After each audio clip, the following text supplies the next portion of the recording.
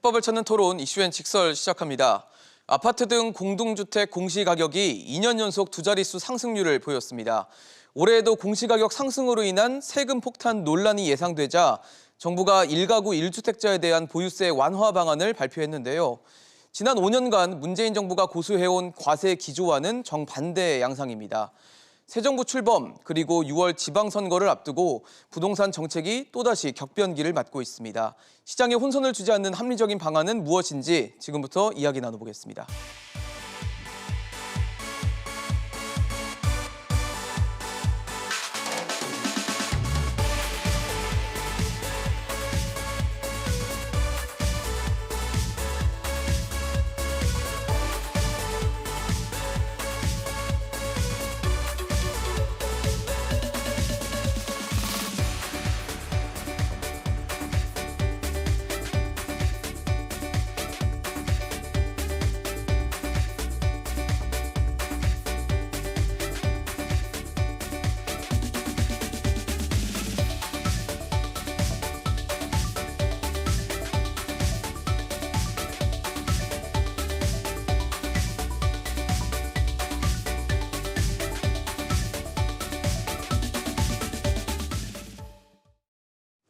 네, 오늘 함께해 주실 세 분 소개하겠습니다. 김인만 부동산연구소 김인만 소장, 한국투자증권 자산승계연구소 김규정 소장, 대한건설정책연구원 이은영 책임연구원 나오셨습니다. 어서 오십시오. 안녕하세요.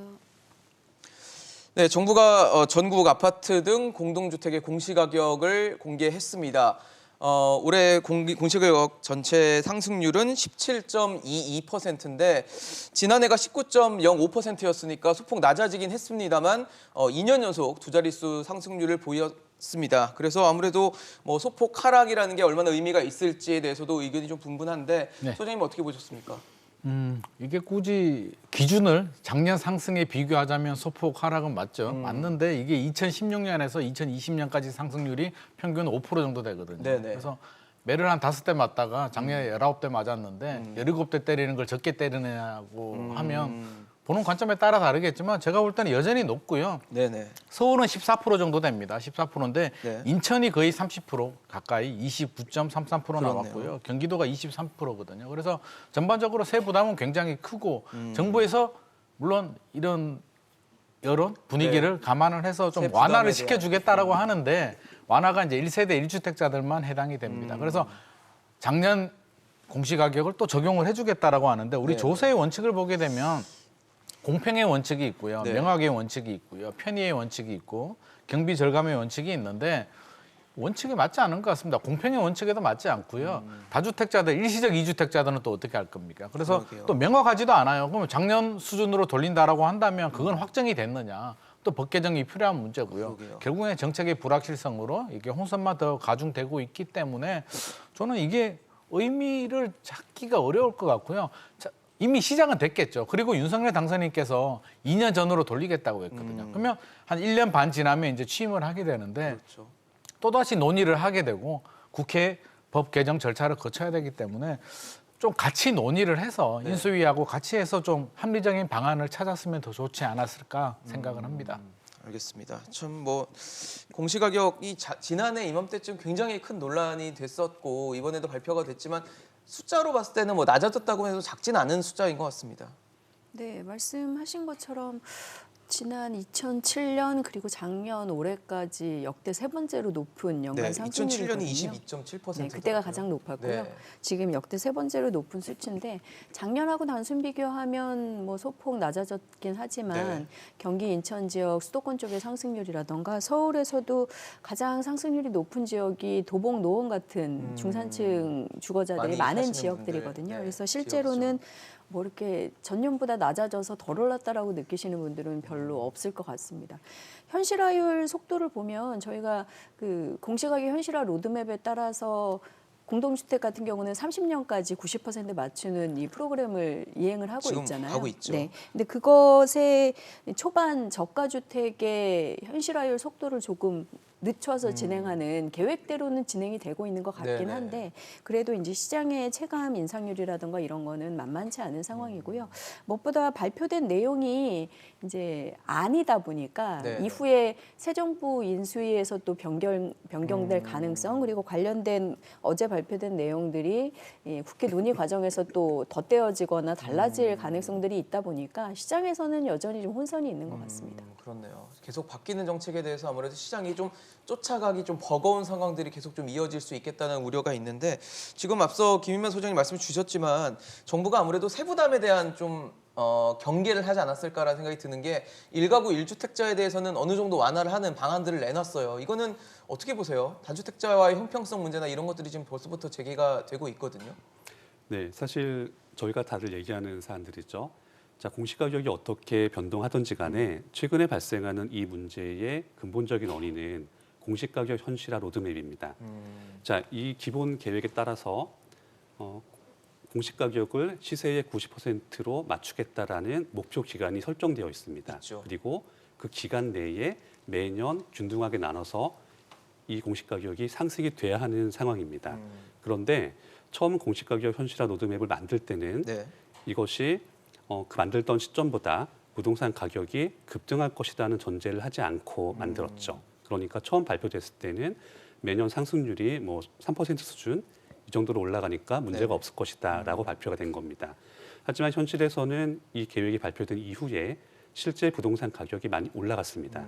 특히 공동주택 그중에서도 아파트의 가격 상승폭은 매우 컸습니다. 네. 이렇기 때문에 처음 계획은 시장에 무리가 없도록 작성되었지만 짜여졌더라도. 현실적으로는 거기 그 계획에 맞추지 못하고 상승률이 크게 나타나는 겁니다. 네. 그런데 처음에 이 로드맵이 발표가 될 때, 즉 공시 가격을 시세에 맞춰서 올리자라는 내용이 제기가 됐을 때, 네. 이제 일각에서는 이런 생각도 많이 했었습니다. 즉 지금 정부의 부동산 세제 정책이라는 게 있죠. 즉 보유세. 다주택자분들께서 주택을 많이 갖고 있기를 어렵게 만들고 그렇죠. 부담을 크게 만들었으니까. 그렇죠. 그리고 여러 주택을 갖고 계신 것이 부담스러워서 파실 때는 양도세를 크게 부과함으로써 부동산 가격의 시세 차익을 공공이 환수하겠다. 이런 맥락이 있었기 때문에 맞아요. 공시가격을 현실화하겠다라는 내용이 나왔을 때 일각에서 나왔던 주장들은 자, 이것이 단순하게 조세 평등에 대해서 나온 것이 아니라 실제 보유세율, 즉 재산세율과 종부세율을 조정하지 않고서도 실질적인 보유세의 증가를 노린 것이 아니냐라는 의견들이 있었습니다. 뭐 일종의 징벌 과세라고 봐야 되나요? 네, 맞습니다. 그래서 그런 부분들이 지금 저희가 얘기하는 공시가격의 이 배경에 있기 때문에 네. 이번에 나온 완화 조치에서 1가구 1주택을 대상으로 하고 다주택자들은 대상에서 배제했다는 내용들이 어느 정도 이해가 되는 내용입니다.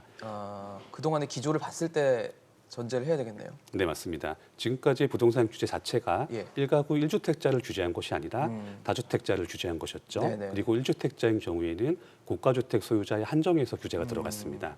자, 이런 맥락을 감안하면 이번에 나온 완화책이라고 하는 것도 왜 이렇게 짜여졌는지가 일정 부분 이해가 될 수 있습니다. 그리고 여기에 더해서 기타 요인을 추가하자면은 이제 곧 지방선거가 있습니다. 네. 그래서 그 부분 때문에 아무래도 여론을 좀, 감안한 것이다. 네, 이럴 수 있지 않을까라는 의견들도 예. 지금 제기되고 있는 상황입니다. 글쎄요. 앞서 소장님 말씀 주셨잖아요. 뭐 1가구 1주택자에 대해서만 이렇게 세부담을 완화하는 일종의 뭐 타겟형 정책인데 다주택자들은 일단 빠져 있고 그다음에 지금 이게 올해 공시가격 적용 안 하고 보유세에 대해서 네네. 지난해 공시가격을 적용한다는 거예요. 그래서 네. 정부 입장은 특례법을 적용하겠다 뭐 이런 식인데 네. 어떻게 보면은 일각에서 봤을 때는 뭐 기준이 없다. 이게 뭐 특수한 상황에 대해서 또 뭐 코에 걸면 코걸이, 귀에 걸면 귀걸이가 되는 게 아니냐 이런 우려의 목소리도 있는데 이거 어떻게 좀 보고 계세요? 사실 이게 가장 우려스러운 부분이죠. 조세라고 한다면 아까 제가 말씀드렸듯이 명확해야 되고요. 뭐 공평은 당연해야 되고. 근데 명확해야 되는데 이게 명확하지가 않아요. 진짜 되는 거 맞아? 2021년 작년 수준으로 가는 거 맞아?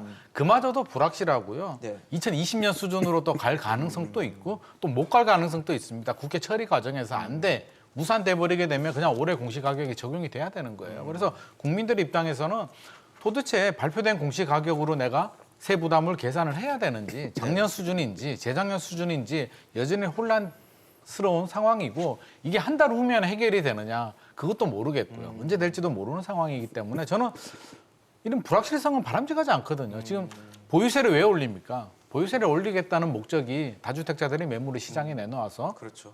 공급을 늘리고 주택시장을 안정시키겠다는 목적이지 맞아요. 세금 거두는 게 목적이 아니잖아요. 뭐 속마음은 세금일 수도 있겠지만 그런데 지금 상황에서는 다주택자들은 어떤 마음이 드냐면 물론 올해 세 부담은 좀 늘어날 수 있겠지만 다른 규제들도 또 완화해 준다라고 했거든요. 뭐 다주택자 양도세 중과세 면제도 해준다라고 하고 뭐 공시가격도 2020년 수준으로 간다라고 하고 여러 가지 규제 완화 대책들이 나오다 보니까 이게 매물 동결 현상은 더 심해질 수도 있죠. 더 기다려봐야 되겠다는. 원래 목적과는 그렇죠. 부합하지 않을 수도 있다. 원래 목적하고도 맞지 않고요. 이게 또 1년 또 더 혼란스럽습니다. 차라리 2년으로 가면 윤석열 당선인 또 2년으로 간다고 했으니까 서로 컨센서스가 이루어져서 국회에서만 잘 처리하면 되는데 1년 전으로 가는 게 1년, 2년 또 맞지가 네네. 않고요. 아마 제가 볼 때는 이재명 후보의 공약이 1년이었어요. 네네. 그래서 아마 기획재정부에서는 1년으로 여러 가지 시뮬레이션을 해서 자료를 만든 것 같고 준비한 대로 발표를 했지만 한 달 후가 되면 또 국토부 기획재정부의 그 수장들이 바뀌게 되면서 전면 재검토가 들어가기 때문에 이런 혼란은 당분간 더 지속이 될 것 같습니다. 앞서 김기정 소장님 말씀해 주신 것처럼 굉장히 혼란스러운 상황이 야기가 될 수 있는 상황이라고 보여지는데 지금 그런 거잖아요. 1가구 1주택자들에 대해서 보유세를 매길 때 지난해 공시가격을 적용하겠다. 그러니까 올해 게 아니라 지난해 거다라고 하면 많은 분들이 이제 예측을 하시는 게 세금의 가장 중요한 요소 중 하나가 예측 가능성이니까 그럼 내년에는 올해 거를 매기는 거냐라는 궁금증이 생길 수 있는데 정부는 이 부분에 대해서는 알 수가 없다라고 했더라고요. 그러다 보니까 예측 가능하지가 않은 또 다시 불명확해지는 불확실성이 높아지는 그런 구도로 가다 보니까 더 어려워지는 상황으로 또 혹은 혼란을 더 깊게 만드는 요인이 되지 않나라는 생각도 들거든요. 근데 지금 여러 가지 조세, 이 과세에 대한 원칙들이 조금 어긋나고 있는 중이기는 해요. 기본적으로 그해에 발생한 소득 그리고 이제 그해에 이제 정해진 과세 관련된 가치 기준에 따라서 법정으로 정해진 과세 기준에 따라서 이제 그렇죠. 부과가 돼야 되는데 현재는 그런 원칙들이 지금 다 흔들리고 있는 거죠. 이 특례법을 통해서 올해 1주택자의 재산세를 부과할 때 22년도 공시가격이 아니라 21년도 공시가격 과세 기준을 사용하겠다라는 그러게요. 거고 또 다주택자는 거기서 또 배제돼서 뺐어요. 네. 그대로 22년도 공시가격을 적용하겠다는 아니니까 그런 것들이 상당히 혼란스럽고 지적하신 것처럼 올해는 그러면 일시적으로 한시 경감을 시켜주는데 내년 후년에는 계속 공시가격이 오르고 있는데 어떻게 될 건지는 현재 아무도 예측 짐작을 할 수가 그러니까요. 없는 상황인 네. 거죠. 그래서 현재 나온 안이 이후에 좀 다시 손질이 될 가능성이 꽤 높다라고 보여지고요. 새 정부 인수위 출범하고 또 민주당과의 협의를 통해서 전체적으로 이 공시가격 현실화율 로드맵에 관련된 진행 속도나 목표 같은 것들이 한 번째 점검이 될 것 같고 네. 일단 국토부도 인수위의 이 공시가격 로드맵 현실화 과정에 대해서 또 보고를 한다고 하니까 그러니까요. 이런 것들도 손질이 될 것 같고 윤 당선인의 공약 내용에 보면 네. 뭐 이런 재산세뿐만 아니라 전반적으로 주택 부동산 관련된 조세 부분 또 다주택자에 관련된 주택 조세 부분까지도 전체적으로 좀 언급한 부분들이 있었기 때문에 전체적으로 개편이나 점검이 되지 않을까라는 예상들을 좀 하고 있습니다. 그래서 시장에서 굉장히 좀 혼란스럽고 그렇네요. 이후에 어떻게 되는지를 봐야 된다. 특히 올해 같은 경우는 6월 1일이 이 재산세 보유세 이제 부과 기준일이기 그렇죠. 때문에 그 기준이죠. 전까지 달라지는 내용이 있다면 반영이 돼서 이제 책정이 될 거기 때문에 2분기까지는 계속 이런 내용들을 좀 지켜보겠다는 분들이 많은 것 같습니다. 그럼 계속 바뀔 수 있다라는 거니까 그리고 사실 제도가 바뀌기도 하지만 왜 사람이 바뀌기는 시점이기도 하잖아요. 새 정부가 들어설 경우에 그러면 아무래도 지금 시장에 있는 시장 참여자들은 지켜보는 것밖에 사실 할 수 있는 게 없지 않을까요? 네, 그래서 일단은 이런 내용들을 최대한 좀 빠르게 협의를 해서 내용 전달이 돼야 이 국민들도 미리 좀 대처를 할 수 준비를 있을 하거나, 것으로 그렇죠. 보여집니다. 특히나 이번에 발표된 내용 중에 또 다주택자의 경우에는 6월 1일 부과 기준일 전에 주택을 처분해서 1주택자가 되면 이번에 발표된 이 안처럼 1주택자에게만 적용되는 작년분 공시가격 적용 감경 조치가 또 혜택을 받을 수 있다. 이런 그 내용들도 6월 1일 있기 기준으로만 때문에. 보겠다라는 거네요. 네, 그래서 이런 내용들을 따라서 또 어떤 분들은 또 다급하게 팔까 고민을 하실 수도 아. 있는 사안들이어서 이런 내용들도 포함되어 있는 만큼 전체적으로 어떻게 진행할 것인지에 대해서 좀 사전 협의, 빠른 협의가 필요할 것 같습니다.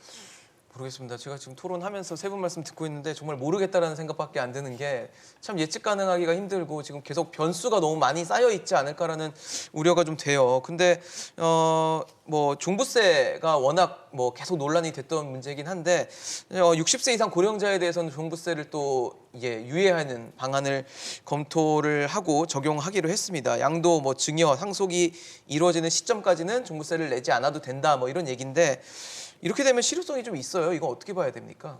네, 사실 실효성은 크지 않습니다. 그런가요? 네, 왜냐하면 기본적으로 이제 고령자이신 분들 같은 경우에는 경제 활동을 젊으실 때보다 이제 못 그렇죠. 하시거나 뭐 축소 적게 되거나 안 하시는 분들이 하시거나, 꽤 예. 많습니다.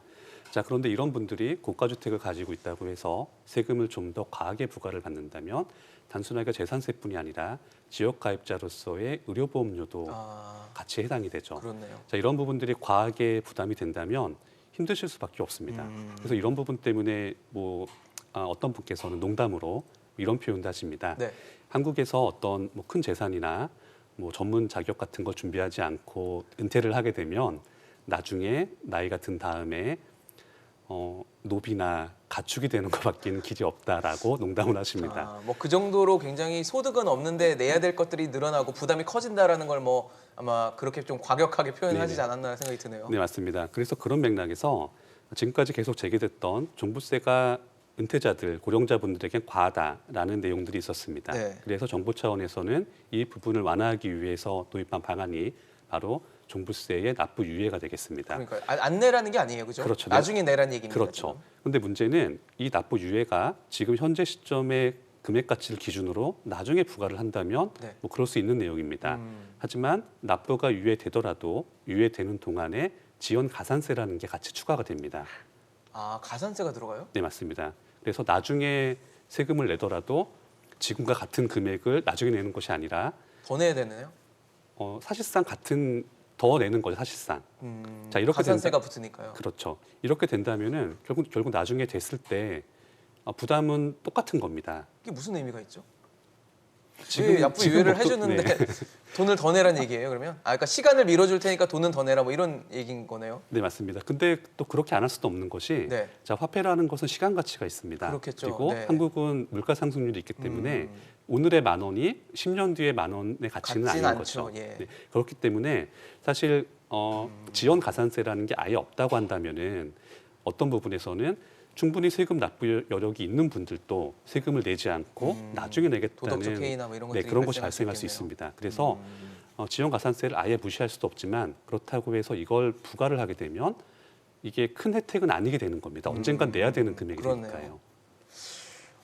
소장님 어떻게 봐야 돼요? 가산세가 있는지는 전 몰랐는데 어쨌든 뭐 말씀하신 대로 물가 상승률이나 이런 시대의 흐름, 시간의 흐름을 반영한다라는 측면에서 뭐 더 낸다라는 건데 어쨌든 지금 소득이 없는 혹은 소득이 굉장히 적으신 이제 고령 세대에게는 큰 부담은 좀 될 수 있겠다라는 생각이 들거든요. 부담스럽죠. 저는 그 내용을 보고 이 내용을 보고 참 무섭다는 생각이 드는 게 이게 가산세까지 붙은 게 우리가 은행에 대출을 받고 은행 이자를 뭐 유예시킨다 하면 이해를 하는데 세금이거든요. 우리 국민의 세금을 내는데 과도한 세금 부담을 줘놓고 그게 과도하다라고 하니까 유예를 시켜주는데 또 가산세까지 붙여가지고 기획재정부가 계산을 굉장히 잘하는 것 같은데 일단 받는 분 입장에서 본다면 그냥 다 해주지도 않아요.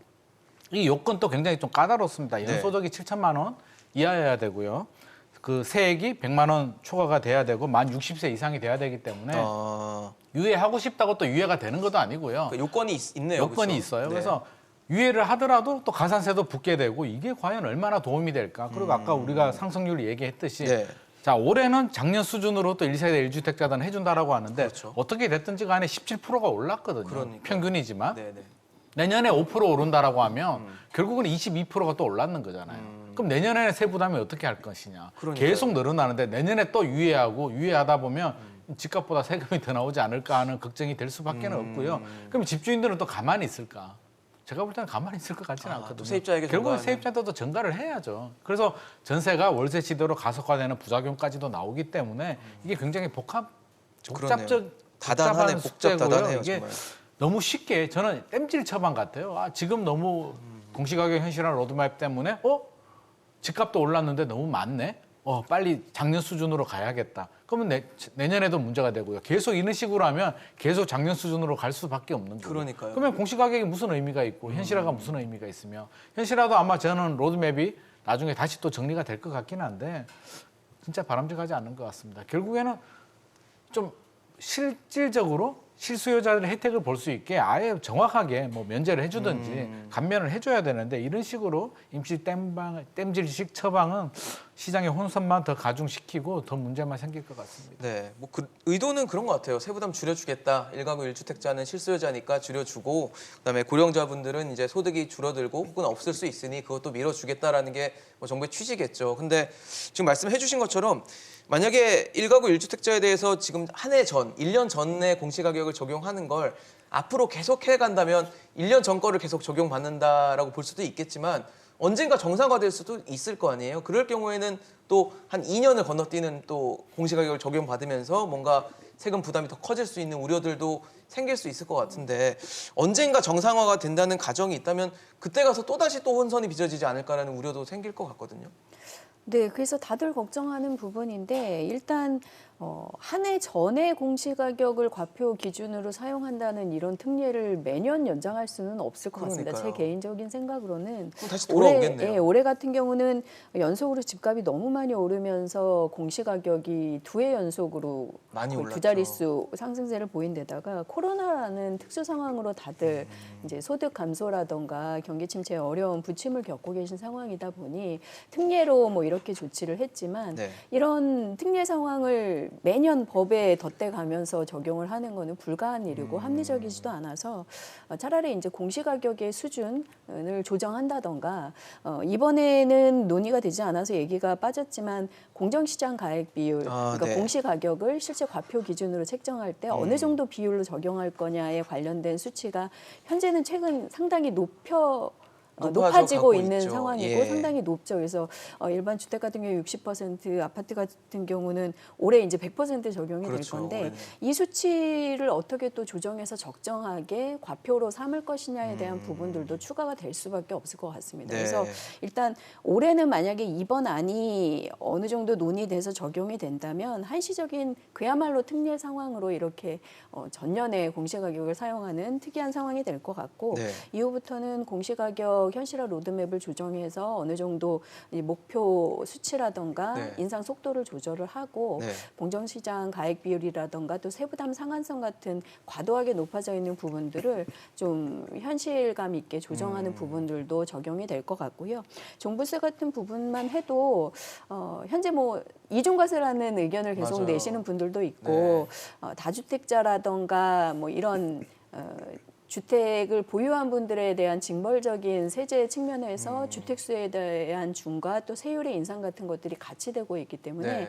재산세와의 통합 얘기도 나온 만큼 전반적으로 조정이 될 가능성이 있어 보입니다. 네. 아까 나온 고령자 얘기 같은 경우에 사실 정부가 노력을 전혀 안 한 거는 아니에요. 아니네요. 네. 예, 장기 보유한 고령자에 대해서 현재 최대 80%까지 이제 낮춰주는 부담을 내용을 낮춰주는 부담을 거죠. 낮춰주는 조치를 추가로 놓기도 했고 이번에도 뭐 그나마 이제 현금 흐름이 없는 분들에게 내는 시점을 미룰 수 있게 하는 유예 조치를 신설하는 이런 노력들은 하고 있는 건데 기본적으로 종부세가 징벌적인 다주택자에게 주어지는 추가적인 보유세라는 개념들이 있는 만큼 네. 전체적인 논의가 좀 필요할 것 같습니다.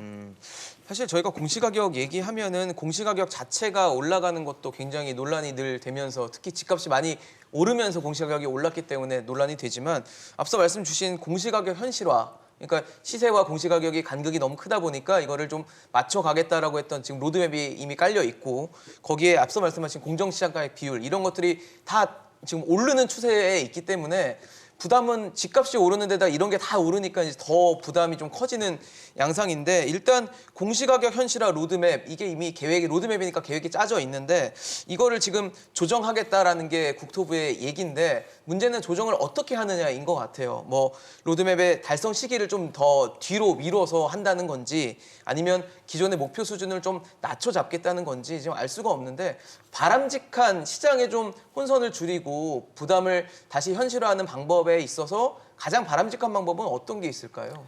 네, 제일 바람직한 방법은 공시가격 현실화 로드맵을 전면 재검토하는 겁니다. 아예요. 네, 그리고 재검토하는 단계에서 네. 가장 먼저 우리가 다시 봐야 되는 것은 공시가격 현실화라는 겁니다.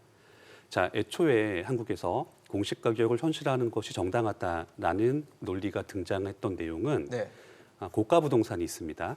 즉 우리가 아는 뭐 고가 주택, 고가 아파트만이 아니라 이제 시장에서 거래 건수가 많지 않고 표준화가 어려운데 고가인 부동산들이 있습니다. 우리가 쉽게 아는 뭐 중심가에 있는 빌딩들, 네네. 건물마다 다 특성이 다르고 가격이 다릅니다. 거래는 또 많지가 않아요. 그래서 정확한 시세를 산정하기가 어려운 물건들이 있습니다. 토지도 마찬가지입니다. 자, 이런 물건을 소유하신 분들이 실제 시장 가치는 매우 높지만 책정되는 공시가격이 시세보다 낮게 책정되기 때문에 네. 세금을 좀 덜 내는 것은 공정하지 않다. 그리고 오히려 일반인들, 즉 시세 산정과 표준화가 용이한 아파트 같은 걸 가지신 분들은 이 가격이 얼마니까 공시가격이 얼마고 세금은 얼마다라는 식으로 책정이 되는데 네. 이 두 쪽을 비교하게 되면 오히려 고가 부동산을 가지신 분들이 세금을 덜 낸다. 이것은 불합리하다라는 측면에서 발생한 것이 공시가격 현실화 내용입니다. 자, 이렇다면 저희가 본래 더 적절하게 접근해야 되는 방법은 자, 우리가 그러니까 그 시점에서 좀 많이 낸다고 하는 일반인들의 아파트 같은 공시가격 이 수준이 있습니다. 네네. 그리고 고가 부동산의 공시가격률이죠, 시세 대비. 이것이 일반 부동산보다 낮게 책정이 되어 있다면 네. 이 낮게 책정된 것을 이 수준으로 올리는 게 맞는 겁니다. 근데 지금 형평성 차원에서. 그렇죠. 그런데 지금은 이 두 가지를 모두 시세의 90으로 올리겠다. 이렇게 목표가 되어 있는 겁니다. 자, 이렇게 애초에 이 계획 자체가 어떻게 표현하면 구조적인 한계, 네. 구조적인 문제점을 가지고 있습니다. 이런 부분 때문에 단순하게 현실화 목표 기간을 조정한다거나 뭐 현실화율을 조정한다를 떠나서 가장 근본적인 단계로 돌아가야 됩니다. 공시가격 현실화가 왜 필요하며 이걸 현실화하기 위해서는 접근 방법은 어떻게 해야 한다를 다시 설정을 하고 여기에 맞춰서 이 제도를 전면적으로 재검토해야 됩니다. 맞죠. 사실 말씀을 주신 것처럼 공시가격을 현실화한다 뭐 이런 것들이 당초에 목적이 있습니다. 목적이 있는데 과연 지금 이 상황들이 목적과 부합하게 잘 가고 있는지에 대한 체크가 좀 필요해 보이고 전면 재검토 말씀하셨는데 전면 재검토할 경우에도 어쨌든 뭔가를 바꾸거나 혹은 뭐 제로 베이스에서 제로 다시 시작해야 된다는 얘기가 될 수도 있어서 시장에는 어쨌든 불가피하게 혼선을 가져다 줄 수밖에 없겠다는 생각은 들지만 그래도 이참에 한번 어떻게든 공시가격 현실화가 현실에 맞지 않는다면 이런 부분에 대해서 좀 손질할 필요는 있어 보이거든요. 뭐 어떤 식으로든 논의는 될 것 같고요. 새 정부가 출범하면 이 문제를 모를 리도 없고요. 그렇죠. 분명히 뭐 알고 있죠. 어떤 식으로든 손을 댈 것 같은데 윤석열 여전히- 당선인도 얘기를 했어요. 그렇죠? 그렇죠. 그래서 여전히 불확실성은 남아 있는데 네. 이게 해야 된다라는 의견도 있습니다. 공시가격 요즘 시대에 굳이 공시가격과 시세 차이를 뭐 70%, 벌려놓을 60% 필요가 있냐. 수준으로 할 수가 있느냐. 현실화를 해도 된다는 목소리가 있는데 예. 저는 그렇게 생각해요. 만약에 현실화 로드맵이 필요하고 해야 된다라고 한다면 밸런스 조절을 좀 해야겠죠. 지금 세부담이 왜 이렇게 늘어났냐면 공시가격 현실화와 집값도 물론 많이 올랐죠. 올랐죠. 공시가격이 많이 올랐는데 공정시장 가입 비율도 올랐고요. 종부세 같은 경우는 세율도 세율도. 올랐고 그냥 중과세 세율까지 올랐고 그러니까 산식에 들어가는 모든 요소들이 다 그렇죠. 모든 올랐습니다. 요소 세부담 상한도 올랐고 다 올랐습니다. 그래서 그러니까요. 이런 부분을 전체적으로 좀 조절을 해야 될 필요가 분명히 있을 것 같고요. 보유세만 바라보지 말고 다른 세금하고 비교해 보면 보유세도 올랐는데 양도세도 오르고요. 취득세도 다 올랐거든요. 그러면 보유세를 올렸다면 취득세나 양도세는 낮춰주는 게 맞고요. 그게 아니라면 공시가격 로드맵을 전면 재검토해서 아예 가격을 낮춰야 되는데 이게 우리가 자꾸 보유세만 얘기하고 있잖아요. 보유세만 적용되는 건 아니거든요. 수십 개의 여러 가지 항목에도 적용되기 때문에 굉장히 민감한 문제고 지금 또 2021년 수준으로 간다라고 하는데 맞아요. 1세대 1주택자들 보유세만 해줄 건지 아니면 다른 건강보험료라든지 여러 가지 다른 항목들에 항목을 대해서도? 다 이렇게 적용을 해줄지에 대해서도 명확하지 않아요. 안 해줄 것 같은데 일단 저는- 보유세로 얘기를 하긴 그렇죠. 했습니다. 그래서 저는 해준다면 다 2021년 수준으로 가야 될 것 같고요. 다주택자 빼고 한더라도 다 가야 될 것 같고 그럼 일이 너무 복잡해지죠. 그렇기 그렇네요. 때문에 현실화 로드맵을 다시 전면 재검토해서 올해는 이미 시작이 됐고요. 네. 내년이라도 보통 한 5% 정도 됐는데 올해가 17% 올랐으니까 내년에는 5%가 아닌 더 낮은 수준으로 해서 결국에는 형평성을 좀 맞춰야 되지 않나 생각을 합니다. 앞서 소장님도 그 말씀 해주셨잖아요. 공정시장가액 비율이라는 걸 얘기해 주셨는데 이게 뭐 그런 거잖아요. 종부세 이제 과세 표준을 한출할 때 뭐 일종의 할인을 매기는 방식으로 이렇게 좀 낮게 매겨주는 방식이었는데 이게 앞서 말씀하신 것처럼 올해는 이제 95% 수준에서 100%로 이제 올라갑니다. 뭐 그대로 매겨준다라는 얘기일 텐데 어떻게 보세요? 이렇게 100%로 이제 어쨌든 세금이 더 올라갈 수밖에 없는 구조가 돼서 이런 부분에 있어서 또 종부세 뭐 폭탄 논란 이런 것들이 또 다시 나오지 않을까라는 예상도 되는데 어떻게 보십니까? 네, 앞서 1주택자에 대해서는 재산세 이 과세 기준을 전년 공시가격을 적용해서 전년과 유사하게 부담을 유지하겠다라는 발언이 있었는데 네. 종부세는 기본적으로 방금 언급하신 공정시장 가액 비율 자체가 전년보다 5%포인트 오르기 때문에 조금이라도 종부세는 다들 늘어나시게 그러니까요. 되기는 합니다. 예. 그래서 일단 이 부분들에 대해서도 공정시장 가액 비율을 조정하겠다라는 대통령 당선인의 이제 발언이 있었는데 포함되지 않은 거에 대해서도 다들 좀 궁금해하시고 실제로 그 내용이 6월 1일 부과 전에는 또 추가가 돼서 달라질 것 같다 지켜보자라는 입장들이 많으신 것 같습니다. 그래서 1주택자 분들도 조금 혼선이 있는 상황이고 네. 무엇보다 다주택자분들은 이번에 이제 공시가격도 오르고 종부세 관련해서 공정시장 가액 비율도 지금 100%로 전년보다 더 오르기 오르고. 때문에 급격하게 보유세 부담이 늘어날 수밖에 없는 상황입니다. 그래서 다주택자 중심으로는 또 이제 언급하신 것처럼 종부세 폭탄 뭐 이런 내용들이 나올 네. 수밖에 없어서 몇 가지 시뮬레이션을 다주택자 중심으로 해보면 수천만 원, 많게는 이제 1억대 가깝게 뭐 넘게도 이제 상황에 따라서는 전년 대비 그렇죠. 재산세 그리고 종부세가 늘어나는 것으로 총 보유세가 늘어나는 것으로 나와서 논란이 될 것 같고 전체적으로 이런 보유세 부담에 따라서 주택 수를 좀 조절하게 되는 이런 전략들은 계속 다주택자 입장에서는 고민을 할 수밖에 없는데 그 질문도 그래서 많이 하세요. 이런 보유세 부담이 다주택자에서는 이번에 한시 경감 조치가 없을 수도 있으니 네네. 처분을 해야 되는가, 처분할 것 그러니까요. 같은가 이런 질문들 네. 많으신데 네. 지금 어쨌든 양도세 부담하고도 얽혀 있어서 처분도 자유롭지 않은 상황인데다가 중과가 되고 있으니까. 예, 그리고 새 정부에서 다주택자 양도세 중과에 대해서 최대 2년까지 또 네. 한시적으로 배제해 줄 수 배제하겠다라고, 있다라는 공약이 시사를 있었고 했어요. 그리고 네. 민주당하고도 어느 정도 조율이 될 가능성이 높다라는 기대가 있다 보니까 일단 올해 만약에 좀 높게 6월 1일 기준 부과가 된다 하더라도 좀 버티고 그 이후에 양도세 내용을 보고 결정하시겠다는 내용이 많아서 여러 가지 지금 주택을 보유하신 분들 입장에서는 이 세금과 관련해서 검토해야 될 내용들이 좀 너무 많아지는 상황이긴 그렇네요. 합니다. 너무 복잡하다는 거죠. 간단히 설명해서 그러니까요. 그래서 너무 복잡해요. 이런 내용들을 전체적으로 조금 심플하게 손질하는 것들이 좀 필요한 상황으로 보여집니다. 그러면 문재인 정부의 어떤 생각 그동안 부동산 정책 기조가 다주택자들의 세부담을 좀 늘려서 이거를 매물로 내놓게 해서 공급을 좀 늘리는 효과를 가져오면서 부동산 시장 안정을 가져오겠다라는 것이었다면 지금 이렇게 종부세 공정시장가액 비율이 100%로 올라가서 종부세 부담이 커진다라고 했을 때 내놓을 수 있을까에 대해서 여쭤보고 싶은 게 앞서 양도세 중과가 만약에 2년간 한시적으로 배제가 된다면 이제 차기 정부에서 그걸 기다렸다가 그러면 차기 정부에서는 내놓을 수 있는 여지가 생긴다고 봐야 될지 이것도 좀 궁금하거든요. 저는 개인적으로 한시 경감 조치, 뭐 한시 유예하는 조치가 가해지면 네네. 물건 출시가 좀 될 거다라고 개인적으로는 기대를 좀 하고 있습니다. 뭐 내놓는데 부담이 좀 줄어들 네. 거니까요. 예, 일단 처분할 때 이제 양도세에 대한 수익 감소가 다들 아까우신 그렇죠. 측면이 있기 걱정이 때문에 되니까. 이 부분이 좀 현저하게 감소가 된다 그러면 주택 가격이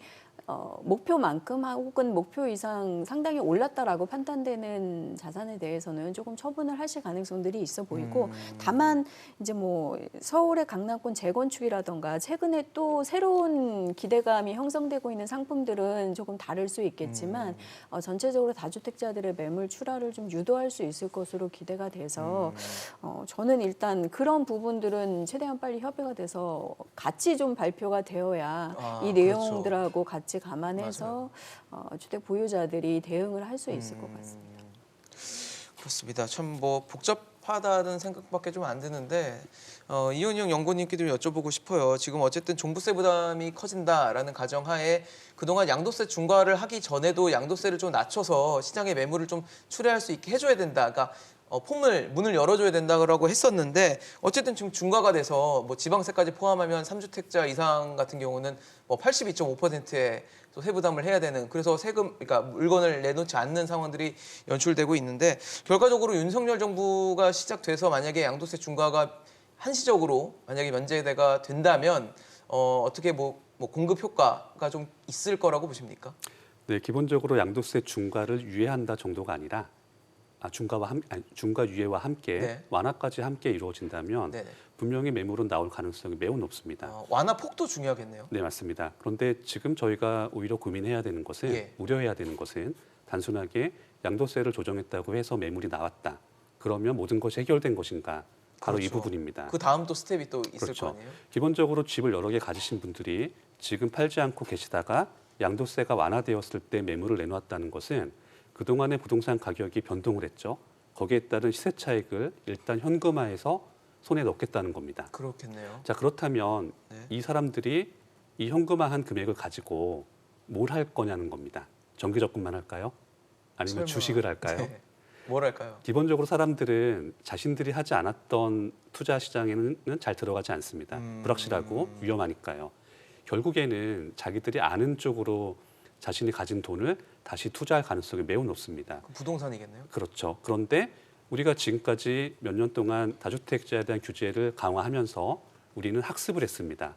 집을 여러 개 갖고 있으면 규제가 크게 들어올 수 있다. 굉장히 피곤하거나 힘든 일이 될 수 있다. 하지만 지금까지도 1주택자에 대해서는 규제가 한정적이었다. 그러니까 양도세 완화가 돼서 다주택을 처분하고 1주택이 된다면 그때부터는 1주택자에 대한 적용을 받는 거니까 그렇죠. 이것도 처분한 다음에 뭐 이걸 합쳐서 상급지나 해당 지역의 대장주로 이동할 가능성을 배제할 수가 없습니다. 뭐 일종의 똘똘한 한치에 대한 선호가 높아진다라고 봐야겠네요. 네, 맞습니다. 그런데 문제는 시장에서 상급지나 네. 대장주 또는 대장주에 가까운 주택들의 숫자는 한계가 한정돼 있습니다. 있죠. 네. 즉 수요는 더 증가할 가능성이 있는데 해당 주택의 숫자는 크게 변동이 없을 가능성이 그렇겠죠. 높습니다. 네네. 그럼 우리가 다 아는 것처럼 수요가 증가하는데 매물 개수에 큰 차이가 없다면 가격은 오르겠죠. 오를 겁니다. 네.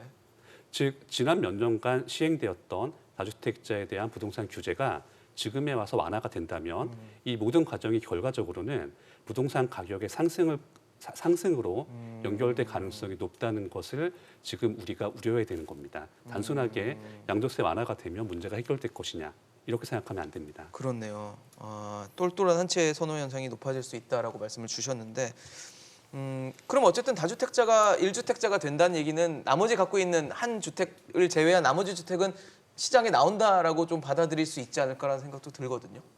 아무래도 그런 효과는 있겠죠. 다주택자 중과세 면제를 해주겠다라고 했는데 2년 동안이죠. 2년 동안 해주겠다라고 했는데 지금 상황에서 지금 네. 보유세 부담이 다주택자들은 이제 굉장하잖아요. 공정시장 가입 비율도 5% 정도 오르고 공시가격도 17% 오르면 거의 작년 대비 한 20%, 작년 또 폭탄이었는데 올해도 한 만만치 20% 정도 네. 오른다면 야 이거 팔아야 되나? 나 진짜 감당이 안 되는데 좀 걱정이 될 수는 있겠죠. 그래서 이제 기다리고 있는 게 다주택자 양도세 면제가 나오면 그래 75% 양도세를 내고는 못 팔겠지만 못 팔죠. 한 50%, 45% 정도 내고는 팔 용의가 있다는 분들이 꽤 많이 있습니다. 있는데 대선이 불확실성은 제거가 됐는데 정책의 불확실성이 남아 있는 게 또 그렇죠. 변수가 뭐냐? 이 상태면 매물이 많이 나올 것 같은데요. 제 생각에는 지금 다른 걸 종부세도 완화를 해주겠다라고 했거든요. 나중에 궁극적으로 재산세와 합치고 네, 뭐 네, 네. 취득세도 생애 최초는 낮춰주게 되고 대출도 풀어주게 되고 당선인 뭐 공약에 들어가 있는 그렇죠. 부분도 그런 내용 있죠. 공정 네. 공시가격도 이제 2년 전으로 돌려버리고 이렇게 되면 세 부담이 줄어드나? 보유세 부담이 줄어들면 양도세 완화를 해줘도 저는 그런 생각이 들어요. 과연 팔까? 아, 보유세 부담이 적어지니까 뭐 굳이 팔 필요성을 못 느낀다는 윤석열 거예요. 당선인이 더 풀어준다는데 내 부담이 줄어드는데 굳이 팔아야 될까? 만약에 3주택을 가지고 있으면 1주택으로 가는 게 아니라 하나만 팔까? 라는 생각도 충분히 들 수 있기 때문에 지금 정책의 불확실성이 너무 많아요. 그렇네요. 그래서 저는 이번 발표를 보면서 안타까운 게 당선인 측하고 협의를 해서 정확한 로드맵을 좀 제시를 해줬으면 공시가격은 올랐다, 다주택자들은 부담된다, 양도세 중과세는 2년 동안 면제를 해주겠다. 다른 뭐 종부세, 뭐 다른 신호 세금들은 중장기적으로 검토를 하겠다. 팔 사람들은 2년 내에 팔아라라는 명확한 시그널을 줬으면 훨씬 더 시장 안정에 도움이 됐을 텐데 모든 게 다 불확실성. 그러니까 다주택자들도 지금 갈피를 못 잡고 있고요. 만약에 더 풀어주게 된다면 기대한 것보다 더 풀어주게 된다면 저는 매물이 많이 안 나올 수도 있다는 생각이 듭니다. 갖고 있는 부담이 적어지면은 그렇죠. 뭐 굳이 내놓을 생각을 안 할 수도 집값이 있겠다. 더 오를 것 같다는 또 그렇죠. 기대감도 생기고요. 뭐 그럴 수 규제 있죠. 완화가 재건축 규제 완화도 있기 때문에 재건축 쪽에 가지고 있는 분들은 네. 팔려고 했다가 당연히 안 팔 생각들이 더 많아지겠죠.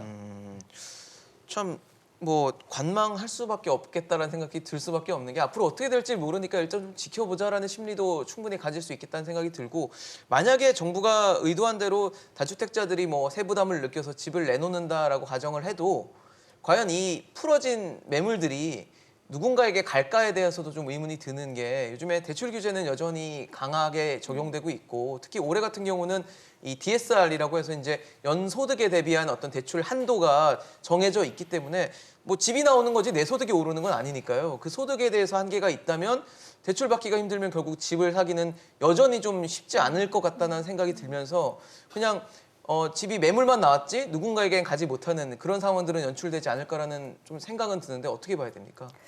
일단 그런 부분이 있는데 대출에 관련된 환경들도 조금 지금 바뀔 예정인 거잖아요. 공약 내용에 당선인 공약 내용에 따르면 일단 생애 최초자는 최대 80%까지 LTV를 예, 전체적으로 이제 주택담보대출 LTV를 70% 기준으로 다주택자도 한 30 내지 40%까지는 일단 현실적으로 높여주겠다. 사용할 수 네. 있도록 재조정을 하겠다라는 상황이고 이제 LTV를 높여도 DSR이 그대로 있으면 사실 대출을 받을 수 없으니 DSR도 전체적으로 좀 조정을 하겠다는 입장인데 최근에 이제 은행 대출 창구의 분위기 자체도 조금 그래서인지 변화가 있습니다. 이게 뭐 법적으로 정해져 있는 건 아니고 이제 네네. 금융위의 가이드라인이다 보니 실제로 은행권에서 이제 새 정부에서 대출 환경이 조금 바뀔 것 같다는 예상도 있고 또 최근에 거래 급감하고 대출 규제 이 환경 때문에 대출이 줄면서 은행들도 다시 좀 어려움을 대출 장사하는 곳이 또 은행이니까. 겪다가 다시 최근에 들어서는 금리 조정을 하면서 대출을 맞아요. 다시 늘리는 또 은행들이 완화하는 나오고 추세로 가더라고요. 있거든요. 그래서 이런 분위기 변화도 있어서 실수요 중심으로는 대출 여력도 조금 일단 금융 가이드라인상으로는 조금 높아지면서 매물이 출시되고 이런 세금 변경 등과 함께 네. 주택 구매를 다시 검토해 볼 수 있는 상황으로 갈 수 있을 것 같은데 다만 이제 주택 가격은 원자재 가격 상승 같은 것들도 있으니까 계속 좀 맞아요. 오르는 네. 상황이기도 하고 일단 대출을 받을 수 있어도 금리 부담도 또 같이 늘고 그렇죠. 있잖아요. 금리 계속 그래서 오를 것 예, 같습니다, 이런 지금. 것들을 좀 종합적으로 검토해야 되는 상황이라 마찬가지로 이제 세금 문제나 대출 문제를 검토하면서 정부가 계속 이제 공약상에도 나왔던 적정한 지역의 적정 질을 담보한 좀 저렴한 가격의 주택 공급 계획 같은 것들을 어떻게 네. 할 건지 이런 게 좀 동시에 발표가 되어야 적정 이제 원하는 지역에 그래도 어느 정도 수준을 갖춘 저렴한 주택 가격의 주택 공급 계획 그리고 대출 환경의 변화 그리고 세제를 어떻게 할 건지 이런 것들이 좀 사실 논의할 내용이 너무 많다 많아요. 보니 네. 이제 저희가 요구를 해도 쉽지는 않은 부분이 있겠지만 종합적으로 조금 합의 논의 발표가 되어야 네네. 이것에 따라서 계획을 세울 수 있다 국민들이 그래서 이런 부분을 좀 감안해 주셔야 될 것 같습니다. 그렇죠. 뭔가 하나 대책이 나오면 그러면은 이건 어떻게 되는 거지에 대한 궁금증이 불확실성으로 남으니까 계속 뭔가 모험을 낳는 그런 단계로 가고 있는 것 같은데 지금 김규현 소장의 말씀처럼 뭔가 부동산 정책과 관련해서 좀 패키지 형태로 예상 가능한 형태로 뭔가가 좀 나와줘야지 시장에 좀 긍정적인 메시지를 좀 줄 수 있지 않을까 싶은데 마지막으로 그것 좀 여쭤보고 싶어요. 윤석열 정부가 부동산 정책 혹은 부동산 시장과 관련해서 좀 풀어야 할 가장 중요한 과제가 있다면 어떤 게 있을까요? 자, 기본적으로 전반적인 것 다 사실 그렇죠. 다 근데 중요하죠. 두 가지를 꼽자면은 기본 대출 규제와 부동산 관련 세제를 들 수가 있습니다. 즉 취득, 보유, 매도 시에 양도, 네. 모두 적용되는 이 부분들입니다.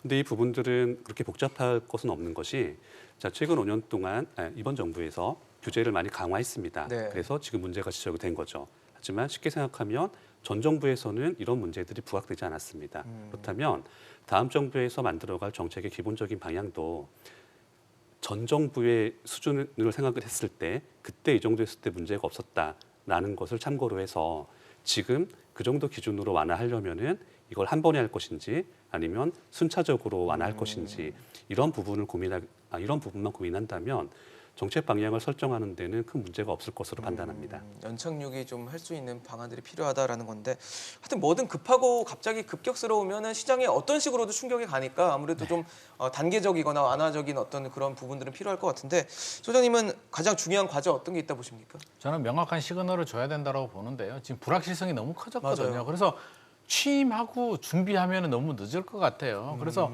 사실 정권이 바뀌더라도 국토부 장관이 바뀌는 거지 직원들이 바뀌는 건 아니거든요. 그렇죠. 그래서 저는 지금부터라도 인수위하고 국토부가 실무 협상을 해서 어떤 세율을 조정하고 또 어떤 세제라든지 금융위도 있겠죠. 그래서 대출, 세금 여러 가지 부분에 대해서 지금부터 논의를 해서 인수위 단계부터. 그렇죠. 그래서 현 정부와 새 정부가 같이 좀 협치를 하고요. 국회도 정치 논리가 아닌 경제 논리로 가서 온 힘을 합쳐서 이런 국민들이 생각하는 불확실성을 빨리 제거해 주는 게 주택시장 안정에 도움이 될 것 같습니다. 소장님 말씀도 좀 짧게 들어보겠습니다. 어떻게 보세요? 가장 중요한 과제. 일단 이번 정부에서 다주택자 규제나 집값 하락 목표로 너무 많은 것이 변한 상황이고 맞아요. 그중에는 미처 채 실행 못한 부분들도 있는 정도거든요. 그래서 예. 이런 내용들을 현재 수준에서가 아니라 아예 원론적으로 적정한 수준으로 다시 재검토하는 방향을 좀 제기를 하고 싶습니다. 지금 수준에서 약간의 완화, 약간의 변화 같은 검토를 그러면, 출발하는 것이 네. 아니라 기본적으로 설계를 좀 다시 할 부분들은 원칙적으로 네. 처음부터 다시 좀 논의를 했으면 하는 바람입니다. 거의 모든 사항들이 좀 검토가 필요할 것 같기는 합니다. 맞아요. 뭔가 하나를 바꾸면 다른 것들도 계속 바꿔야 되는 연쇄적으로 좀 영향을 줄 수밖에 없는 게 또 부동산 시장이기 때문에 그 부분에 대한 좀 고민을 좀 해주셨으면 좋겠다는 생각이 들고요. 그리고 가장 지금 부동산 시장에 팽배하게 자리하고 있는 게 불확실성인 것 같습니다. 이 불확실성을 좀 걷어줄 수 있는 방법이 무엇인지를 좀 신중하게 고민해 주시기를 권고드리겠습니다. 오늘 김인만 소장, 김규정 소장, 이은영 연구원과 함께했습니다. 이슈앤직설 오늘 준비한 소식은 여기까지입니다. 지금까지 시청해 주신 여러분 고맙습니다.